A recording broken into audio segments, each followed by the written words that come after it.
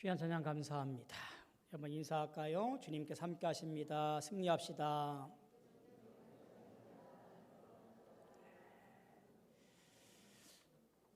주 안에서 늘 평안하시는 우리 모든 성도 되어지기를 주님의 이름으로 소망하고 축복합니다. 어떤 농부가 아침 일찍 일어나 보니까 담벼락에 나팔꽃이 활짝 핀 거예요. 너무너무 보기 좋아서 이따가 밭에 일 마치고 와서 내가 저 나팔꽃을 보고 사진도 찍고 좀 놀아야지. 그리고 밭에 땅을 갈아엎으려고 나갔습니다. 그리고 일을 마치고 집에 돌아와서 이제 나팔꽃을 보러 가야지 했는데 이미 나팔꽃은 다 떨어지고 없어졌더래요. 다음 날 아침 일어나 보니까 햇볕은 참 좋고 새들은 지저귀고 너무너무 좋은 거예요. 오늘은 울타리를 고쳐야 되는데 이따 울타리 고치고 와서 저 햇볕 좋은 곳에 돗자리 피고 새들과 함께 놀아야지. 그래서 하루 종일 울타리를 고치고 돌아왔습니다. 그랬더니 해는 뛰어 넘어가고 있고 새들은 한마디도 안 보이더래요. 다음 날도 아침에 일어나 보니까 못 보던 하얀 말이 들에 보이는 거예요. 오늘은 저 하얀 말을 잡아서 말을 한번 타봐야지. 그런데 어떡하지? 오늘 할 일이 많네. 그래, 할 일을 다 하고 와서 내 저 말하고 놀아야지. 그래서 온종일 들과 밭으로 나가서 일을 하고 돌아왔더니 하얀 말은 보이지 않더래요. 그렇게 평생을 살고 미루다 보니 생의 마지막을 맞이했다라고 말합니다. 누가 지은 말인지는 모르겠습니다. 우리 인생에는 중요한 때가 있습니다. 성경은 말하기를 이렇게 말을 하지요. 만사의 때가 있다. 이게 성경의 말씀이에요. 은혜 받을 만한 때가 있고요. 성령 받을 때가 있어요. 예수 믿고 구원받아 찬송하고 영광 돌릴 때가 있어요. 저는 그것이 지금이라고 믿습니다. 지금 이 시간 이 자리 이것이 은혜 받을 만한 때요. 성령 받을 만한 때요. 그래서 이 시간을 놓치지 않고 주 앞에 나와 열심을 다해 신앙생활하고 그 길을 걸어가는 것이 우리의 모습인 줄로 믿습니다. 밖에는요 우리를 참 많이 유혹해요. 꽃들이 살랑살랑 나를 보러 와요 라고 하고 있고요. 그리고 먼 곳에서 불어오는 바람은요 우리의 콧등을 간질간질하게 해요. 여러분들 주님 만날 만한 때, 은혜 받을 만한 때, 성령 충만히 말 때를 기억하고 주 앞에 더욱더 정진해 갈 수 있는 우리 모습이 되어지기를 주님의 이름으로 소망하고 축복합니다. 자, 오늘 말씀은 지난주에 이어서 사도행전을 계속해서 보게 되어집니다. 지난주 마찬가지로 오늘 말씀을 보면서 베드로의 모습을 좀 생각해 보게 되어져요. 사람이 어떻게 이렇게 변할 수 있지? 라고 하는 거예요. 예수님 곁에 서 있을 때 자기밖에 모르는 사람이었잖아요. 그는 품에 칼을 갖고 있던 사람이에요. 이 말은 무슨 얘기냐면 당시 유대인들 사이에 있었던 여러 파벌 중에 하나인 열심당원들, 즉 젤롯당원이라고 그래요. 무력으로 로마를 몰아내자라고 생각하는 사람들이 모여있는 당이 뭐냐면 열심당원들이었어요. 이들은 품에 칼을 갖고 있다가 으슥한 골목에서 로마 병사들을 만나면 그들을 찔러 죽이고 또 도망가는 일들을 했어요. 그래서 늘 품에 칼을 있었어요. 아마도 베드로는 이런 열심당원, 젤롯당원이었을 거라고 생각이 되어져요. 그리고 그는 비겁한 사람이었어요. 예수를 저주하고 스승을 팔기도 하지요.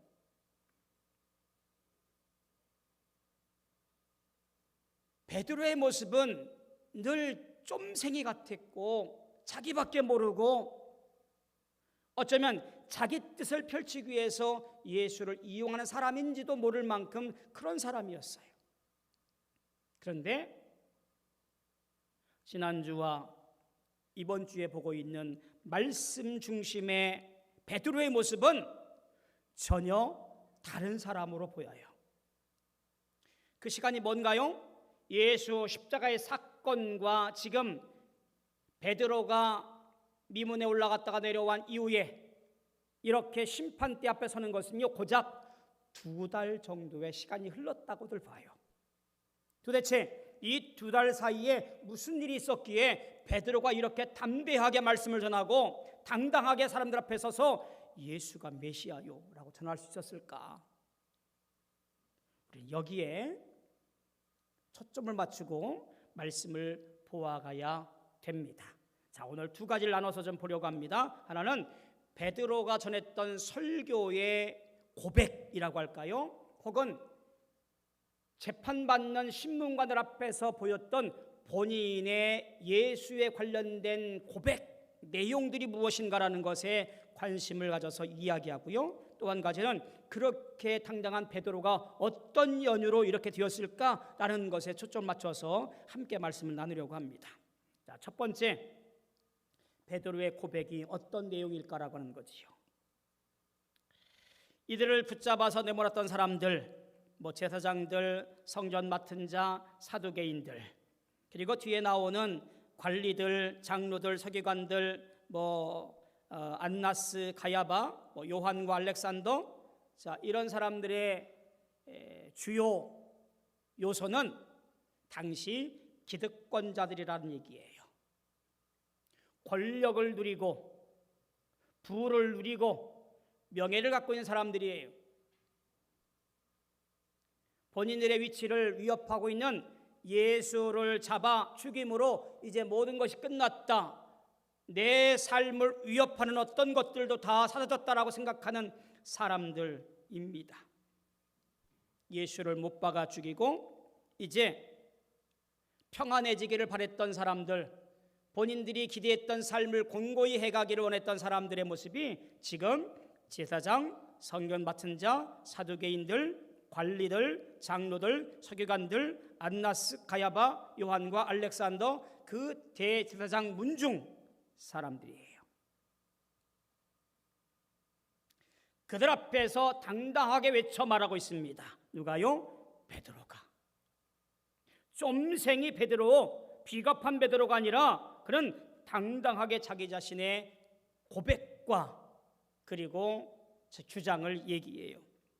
10절 11절 보니까 너희와 모든 이스라엘 백성들아 알라, 너희가 십자가에 못 박고 하나님이 죽은 자 가운데 살리신 나사렛 예수 그리스도의 이름으로 이 사람이 건강하게 되어 너희 앞에 섰느니라.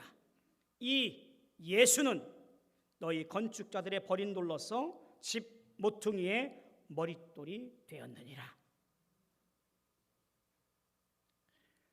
잘 알다시피 예수의 제자 중 한 사람이 베드로였습니다. 그것도 그냥 뒤따른 것이 아니라 자타공인 수제자였어요. 아이러니하게도 죽은 사람이 살아나고 병자들이 고침받고 귀신을 내어쫓고 오병이어의 기적을 보면서도 여전히 예수가 누구인지를 정확히 알고 고백하지를 못했어요. 내가 메시아라고,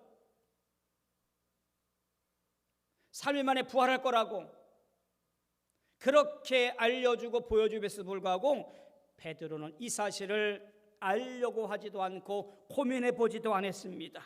그죠?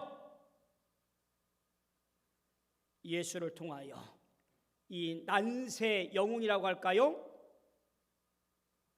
이를 통하여 개혁하여 로마를 몰아내고 새로운 왕국을 만들어야지, 이런 생각에 휩싸였던 사람이 베드로였던 것으로 보여집니다. 3년 동안 동고동락했지만 주님 안에 있는 그 하나님 나라의 놀라운 계획들을 알지 못했고 그저 세상이 두려워서 실족해 버렸던 사람, 그것이 베드로의 모습이었던 것을 보게 되어지지요. 자, 오늘 말씀 보면 이렇게 시작합니다. 백성이 말할 때, 사도들이 백성에게 말할 때 즉 그들이 설교할 때 잡혀갑니다. 아마 말을 못하도록 막았던 모양입니다. 그리고 이들에게 말하기를 단도직입적으로 이렇게 물어봅니다. 너희가 무슨 권세와 누구의 이름으로 이 일을 행하느냐? 제사장 사람들의 문중의 사람들이 말하고 있는 것들, 아마 사내들인 공회라는 사람들이 모여 있었던 것으로 보여집니다. 너희가 말하는 권위와 그리고 이 일을 말하는 것들이 도대체 무슨 권세로 말하느냐라고 묻는 이 말들은 결국 이런 거지요. 이런 일들을 행할 수 있는 것은 그 권위를 인정받은 우리들 대제사장들밖에 없는데, 너희가 무슨 권위로 무슨 권세로 이런 일을 하느냐? 결국 너희가 행한 것, 즉 나면서 듣지 못한 사람을 일으켰던 것들, 그리고 전도하는 것들, 증거하는 것들은 다 마귀의 힘을 빌어서 행하는 것이다 라고 그들을 책망하는 거지요. 이들 앞에 베드로가 담대히 증거합니다. 너희가 십자가에 못 박고 하나님이 죽은 자 가운데 살리신 나사렛 예수 그리스도의 이름으로 이 사람을 건강하게 온전하게 너희 앞에 섰느니라. 영과 육과 혼이 깨끗하여서 너희 앞에 서 있느니라 라고 설교합니다. 아픔과 절망, 귀신의 힘이나 죽음조차도 굴복시키는 권위의 정체가 누구냐? 예수 그리스도의 이름이라고 말하는 거예요. 어쩌면 이것은 베드로의 개인 신앙 고백이라고 할 수 없고요, 아마 그 당시 초대교회 전체의 신앙의 정체성을 잘 드러내는 중요한 핵심적 고백이라고 보여집니다. 따라서 베드로의 이 대답은 자신의 생명을 노리고 있는 이 사내들인 공의회 대제사장들 앞에 궁색한 변명이 아니라 자신 있고 그리고 고백하며 당당하게 주의 이름을 말하고 있는 베드로의 모습을 보게 되어집니다. 특별히 복음의 핵심을 잘 설명하는데 그것이 무엇이냐면 바로 11절 말씀이에요. 너희 건축자들의 버린 돌이 집 모퉁이의 머릿돌이 되었느니라. 베드로가 하고 싶었던 말, 그 말이 바로 이 말씀 속에 다 함축되어 있습니다. 물론 이 말은 건축에 관련된 격언이고요, 이미 앞서 예수님께서도 이 말을 인용해서 사용하십니다. 다시 건축자들의 눈은 돌을 보는 데 전문가들이에요. 우리나라의 건축의 주요 도구는 나무잖아요. 그래서 나무를 잘 보는 건축가들을 불러서 대목장이라고 부르잖아요. 자, 이 팔레스타인 지역, 중동 국가 지역은 주요 건축 재료가 돌입니다. 지금도 다 돌로 집을 져요. 그러니까 돌을 잘 골라야 돼요.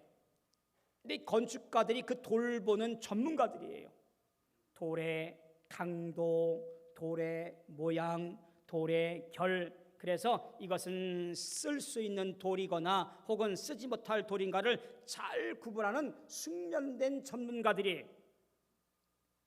이들이 버린 돌이라면 쓸모없는 돌임에는 틀림이 없습니다. 그게 당시 건축가들의 위치예요.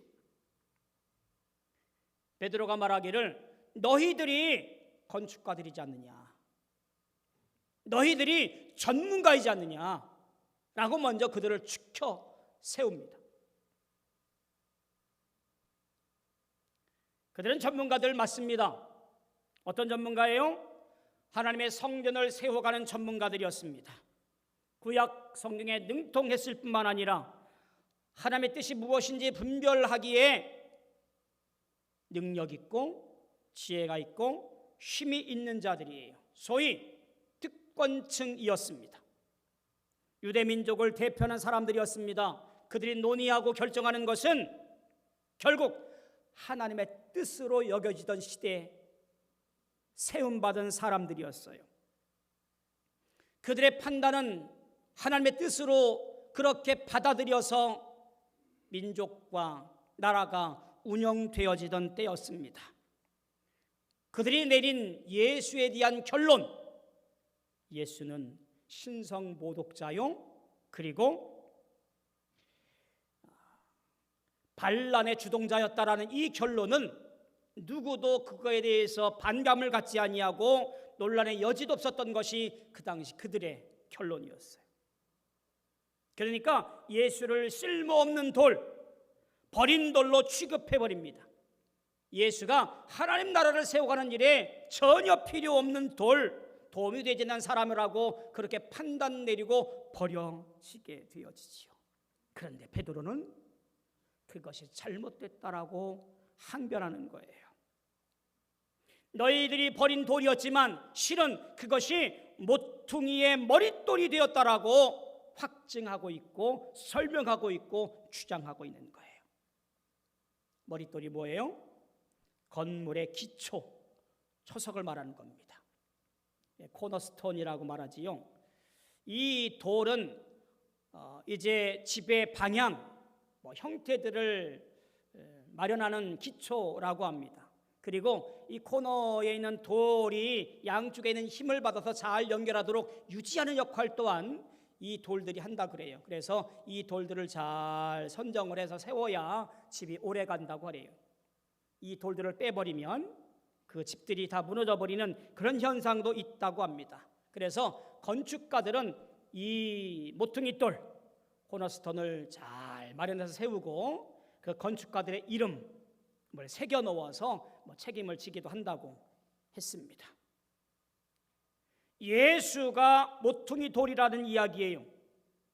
하나님 나라를 세워가는, 그리고 하나님과 우리를 잘 연결하는 그런 모퉁이 돌이 되어서 이 땅의 진리와 이 땅의 생명과 이 땅의 구원을 이야기하는 것, 그것이 바로 예수님이라고 설명하는 거예요. 우리는 이 얘기 들으면서 별로 감동 없이 들을 수 있어요. 그런데 지금 이 말을 듣고 있을 당시 산헤드린 공의회 회원들은 아마도 가슴이 철렁했을 거예요. 얼마 시간이 지나지 않았기 때문에 그래요.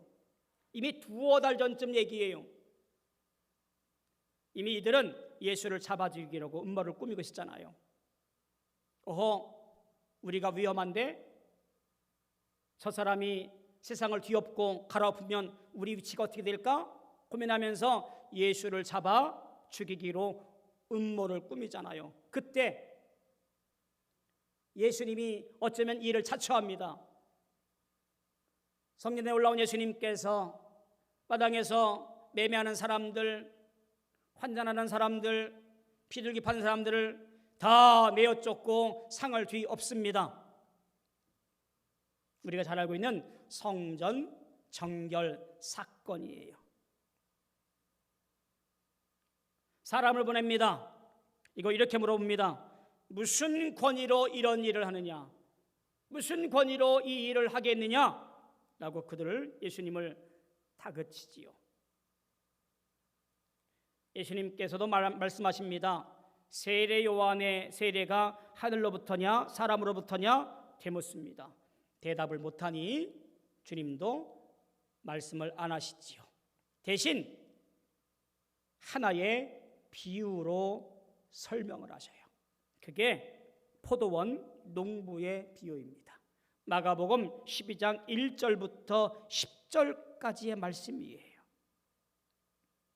이 비유는 이렇게 설명할 수 있습니다. 포도원 주인은 하나님이고 포도원은 하나님 나라를 의미하는 것이지요.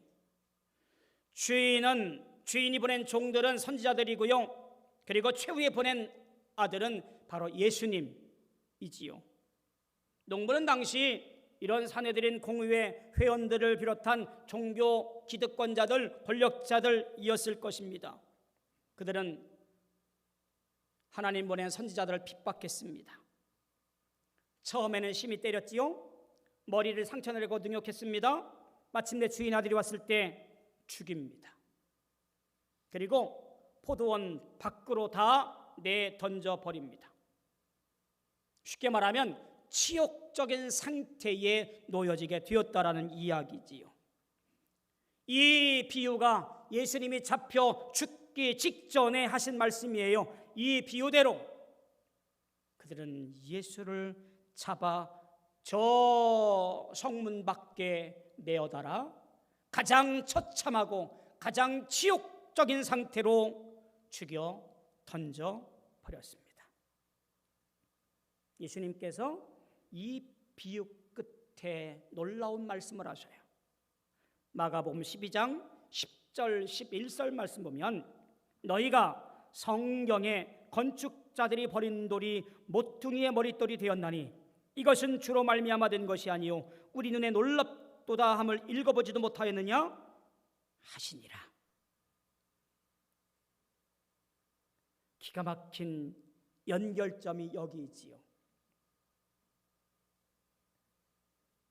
너희 건축자들이 버린 돌로서 모퉁이의 머릿돌이 되었다라는 이 말씀을 주님께서 생전에 전하셨다라는 얘기예요. 근데 뜬금없이 웬 돌일까요? 히브리의 돌, 아벤이라고 하는 것은요, 아들이라고 하는 말, 벤이라는 말과 발음이 비슷해요. 그러다 보니까 돌과 아들이 같이 쓰여지고 같은 뜻으로 얘기되어지기도 합니다. 이스라엘 후손들의 이야기를 가만히 보면 그들의 지파 이름을 돌들에 새겨요. 그런 의미에서 유대인들에게는 버려진 돌이라는 의미가 버려진 아들이라는 말로도 동일시되어서 사용되어집니다. 예수님 비유에서 포도원 밖에 버려진 아들과 버려진 돌은 같은 의미로 사용된다라고 보여지는 거예요.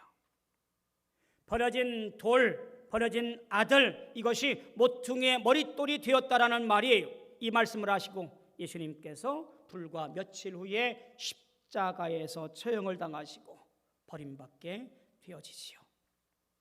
결국 대제사장들, 사내들인 공회원들, 종교 권력자들은 악한 농부였던 겁니다. 선지자들을 핍박하고 마침내 주인의 아들 예수를 죽였던 사람들입니다. 포도원 밖 저 성문 밖에 보내어서 처참하게 처형을 해버렸다는 얘기지요. 불과 두어 달 만에 이 사실을 다시 한번 듣게 되어지는 거예요. 너희가 예수를 죽였지 않느냐? 메시아인 예수를 너희가 죽였지 않느냐? 잘 기억해라. 너희가 버린 그 예수, 그분이 바로 메시아 그리스도, 우리와 함께할, 우리를 구원할 예수 그리스도, 하나님께서 보내신 아들이니라 라고 말하는 거예요. 따라서 오늘 말씀 12절에 보니까 이렇게 결론 내립니다. 다른 이로서는 구원을 받을 수 없나니 천하 사람 중에 구원을 받을 만한 다른 이름을 우리에게 주신 일이 없음이라. 할렐루야. 구원의 길이 너희들이 주장하고 있는 율법을 잘 지키는 것, 장로들의 전통을 기억하는 것, 혈통을 중시하는 것, 그것이 구원의 길이 아니라 오직 예수 이름밖에는 구원의 길이 없다라고 말하는 거예요. 유일한 구원자, 하나님이 보내신 구원자는 오직 예수밖에 없다라고 말씀하는 거예요. 예수를 믿는 것 외에는 구원의 길이 없다고 말하는 거지요. 자, 이 말을 들은 당시 대제사장들, 사내들인 공의위원들, 장로들, 그 마음이 어떻겠습니까? 철렁했겠지요. 부활 전 예수를 잡아다가 죽였고 부활의 수소문이 날까봐 문을 다 인봉해서 막았는데도 불구하고 예수가 부활했고 그 부활 역사들을 지금 제자들이 나서서 증거하고 있고 사람들이 회개하고 하나님을 향해로 행해가는 이 모습은 그들에게 위험천만한 일이었습니다. 여러분, 베드로의 이 고백을 마음속에 기억하시기를 주님의 이름으로 소망하고 축복합니다. 오늘 내 인생의 모퉁이 돌, 그것은 예수밖에 없습니다. 내게 주어진 구원의 길, 그것 또한 예수밖에 없습니다. 베드로의 고백이 우리의 고백이 되어지기를 주님의 이름으로 소망합니다. 베드로의 이와 같은 신앙의 결단은요, 베드로 전서 후서에 보면 더욱더 굳건해집니다. 베드로전서 2장 4절부터 9절까지 보면 그 중에 2절만 읽어드릴게요. 4절에 보니까 사람에게는 버림바가 되었으나 하나님께는 택하심을 입은 보배로운 산 돌이신 예수께 나아가. 7절 보니까 그러므로 믿는 너희에게는 보배이나 믿지 아니하는 자에게는 건축자들이 버린 그 돌이 모퉁이의 머릿돌이 되고. 예수가 살아있는 돌이래요. 무슨 얘기냐면 당시 우상들은 어디에요? 궤 굳어있는 아무것도 아닌 돌에다가 새기거나 만들어서 그것을 우상으로 만들어서 절했어요. 하나님은 그런 분이 아니다. 죽어있는 분이 아니라 살아있는 분이시다라는 것을 강조하기 위해서 산돌이라고 하나님을 설명해. 보배로운 산돌이랍니다. 보배롭다는 말은요, 남녀가 결혼을 하면서 반지를 교환하잖아요. 거기에 쉽게 말하면 이런 거지요. 잘 가공된 빛나는 돌, 이걸 보석이라고 그러는데 솔직히 말하면 돌이지요 뭐. 이 돌을 교환해요. 그게 보배로운 돌이에요. 연합을 이루는 상징으로 쓰이는 것이 바로 이 보석입니다. 결국 주님께서 이 땅에 신랑으로 오실 것이고 그 보배롭고 존귀한 분으로 우리와 연합하시는 분, 이게 보배롭다라는 말에 포함된 거예요. 나와 함께 하시고 그리고 살아 역사하시는 분, 그것이 하나님이시고 예수님이시고 성령이라 그런 거예요. 얼마나 감사합니까? 베드로의 고백처럼 우리는 주님의 놀라우신 역사로 말미암아 새 생명 얻은 몸이에요. 베드로의 놀라운 고백처럼 우리도 그 고백에 합당하게 주님 말씀을 증거하며 믿음의 길을 걸어가야 되는 삶이 곧 우리의 삶입니다. 베드로가 이렇게 고백합니다. 택하신 족속이요 왕같은 제사장들이요 거룩한 나라요 그의 소유가 된 백성이 된 것이지요. 그게 우리예요. 주님의 은혜 가운데 부름받은 성도의 삶을 충실히 살아가시는 복된 성도가 되어지기를 주님의 이름으로 소망합니다. 비겁한 자가 아니라 쫌생이가 아니라 담대하게 주의 말씀을 증거할 수 있는 힘을 얻는 성도들 되어지기를 소망합니다. 자, 그런데 신기하잖아요. 두 번째, 어떻게 베드로가 2달 사이에 변했을까? 우리 베드로가 달라졌어요. 어떻게? 두 가지 사건을 보게 되어지는데 하나는 부활하신 예수님을 만난 거예요. 또 한 가지는 성령의 임하심을 체험해요. 2달 사이에 볼 수 있는 베드로에게 나타난 현상은 이 두 가지 것 외에는 설명할 길이 없어요.